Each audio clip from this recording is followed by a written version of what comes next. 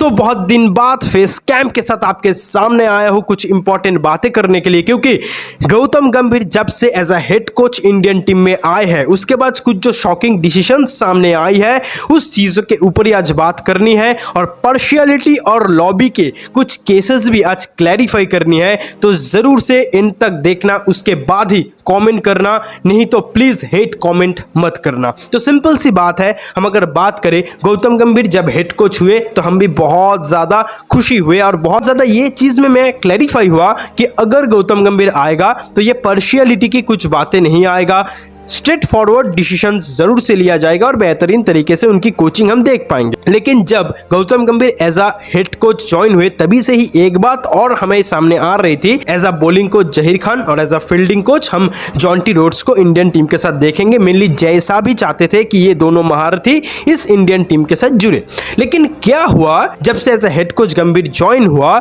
उसके बाद से ही कंट्रोल अपने हाथ में लेने की कोशिश में वो फुल चीज को चेंज करके रख दी। ऐसा बैटिंग कोच अभिषेक नायर को चूज किया। अब किस तरीके से इन चीज को चूज कर सकते हो इस चीज के ऊपर थोड़ा सा बाद में बातें करेंगे। पहले हर कोच की लिस्ट के ऊपर हम बात करते हैं। As a bowling coach Morne Morkel को रखा, ओके कोई बात नहीं, ठीक है। और एज अ आप कह सकते हो फील्डिंग कोच और रैन टेंडो डॉसिकेट को एकदम से अपॉइंट कर ली और ये चीज के ऊपर उन्होंने बातें की और इस चीजों के बातें आ रही है वो हेड कोच होने के बाद कि ये तीनों खिलाड़ी बैटिंग, बॉलिंग और फील्डिंग कोच हो सकते हैं या होंगे। तो मेन बात जो है कि यहाँ पे एक केकेआर की लॉबी की सुगंध आ रही है। सिंपल सी बात है, मैं ये क्यों कह रहा हूं, क्योंकि देखिए अभिषेक नायर ये प्लेयर कुल 3 ओडीआई मैचेस खेले हैं, वहां पे उनकी हाईएस्ट स्कोर है 0 नॉट आउट बनाए हैं अभिषेक नायर और उनको as a batting coach Indian team के साथ जुड़वा जाएगा।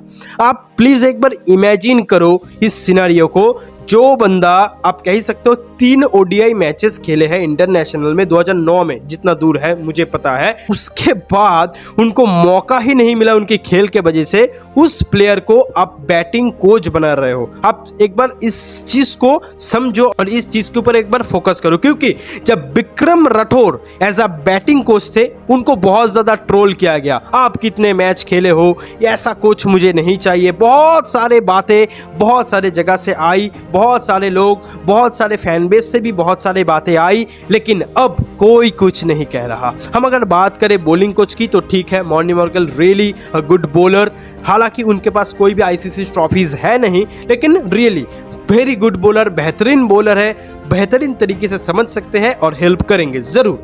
लेकिन हम अगर बात करें फील्डिंग कोच की तो जॉन्टी रोड से बेहतर क्या रैन टेंडर डॉसिकेट है। हम अगर बात करें रैन टेंडर डॉसिकेट की केस की तो वो भी एक फॉर्मर केकेआर प्लेयर थे और रैन टेंडर डॉसिकेट के साथ हम अगर बात करें गौतम गंभीर की बेहतरीन एक कॉम्बिनेशन है, एक फ्रेंडली रिलेशनशिप है। और हम अगर बात करें जो प्री मैचेस की सेरेमनी होती है वहां पे भी गौतम गंभीर बेहतरीन तरीके से केकेआर की टीम के सामने उनको अप्लॉज दिए थे, बेहतरीन तरीके से उनके साथ जो फ्रेंडली रिलेशन है उस चीज को आगे बढ़ाने की बात किए थे और वही चीज हमें सामने देखने को मिला। इंडियन टीम की फील्डिंग कोच हुआ रैन टेंडो डॉसिकेट, जिसने बेहतरीन तरीके से इंटरनेशनल में कुछ उखाड़ा ही नहीं है, उनकी टीम ही इंटरनेशनल की टॉप 8 में नहीं आ पाती और रैन टेंडो डॉसिकेट को as a fielding coach appoint कर ली है इंडियन टीम के लिए। आप लॉबी के जो केस है, पार्शियलिटी की जो केस है वो समझ ही सकते हो। अभिषेक नायर और रैन टेंडो डॉसिकेट दोनों ही केकेआर को मेंटोर करते हैं, केकेआर टीम को हेल्प करते हैं, लेकिन इंटरनेशनल और आईपीएल में 19-20 लाख की फर्क है, तो इससे ही पार्शियलिटी की जो बात है वो आती है। अब आते हैं हम टीम के ऊपर। भाई साहब अभिषेक शर्मा, ऋतुराज गायकवाड़, ये दोनों प्लेयर को आप बैठा दिए।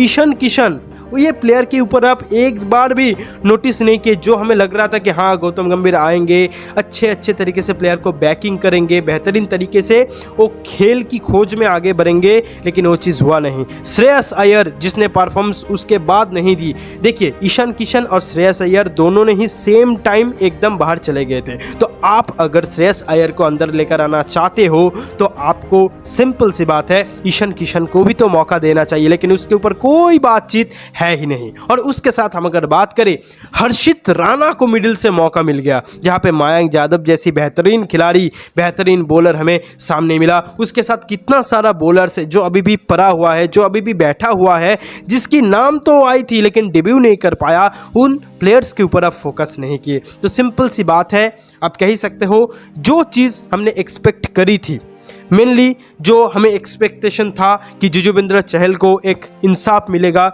जो प्लेयर है जिनको बैकिंग नहीं मिल रही उनको सपोर्ट मिलेगा, और उसके साथ रविंद्र जडेजा जैसे जो प्लेयर्स है और उनके साथ जो यंग खिलाड़ी है उनको ठीक ठाक तरीके से मौका मिलेगा। तो सिंपल सी बात है, एकदम अलग ढंग हमें देखने को मिला। और आप कह ही सकते हो जो प्लेयर आपके झोली में है, टीम में है, खेले नहीं, उनको बैठा के आप कह ही सकते हो जो अच्छा परफॉर्मेंस दिए उनको बैठा के आप नए खिलाड़ी को चुन लिए। और वो खिलाड़ी भी कौन? आपके टीम का ही, आपके ओल्ड जो फ्रेंचाइजीज है उसका ही मेंबर है।